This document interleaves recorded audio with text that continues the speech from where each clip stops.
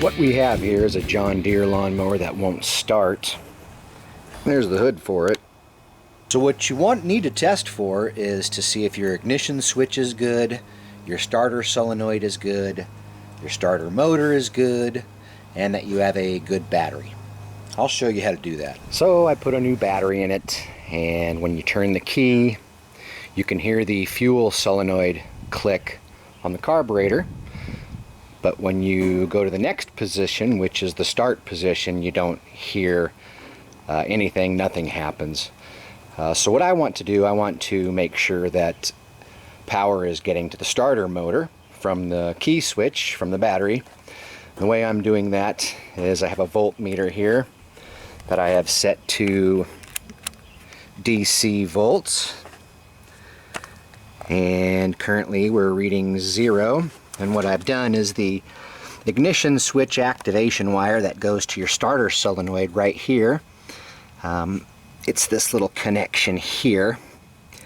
When you turn your key to the start position, it sends power through this wire, through the solenoid, which opens and then transfers power from the battery to the starter motor. So anyways, what I've done is I've pulled off that wire there, and we're going to see if we're getting voltage right there at the solenoid.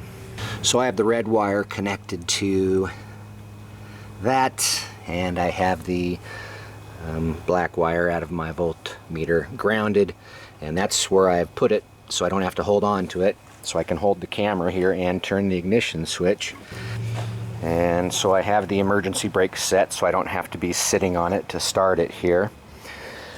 So I turn the key on, the battery light comes on, I can hear the fuel solenoid click. Now you see when I turn it to the first position, we're getting a little bit of volts already, but when I turn it to the start position, you know, we're getting plenty of battery voltage there right at the starter solenoid. So that's the problem, is the starter solenoid on this John Deere. That's the problem right there. That's the solenoid, and you can see the starter motor next to it. And I'm not a big fan of John Deere or Kohler. It's probably going to be a ridiculous price.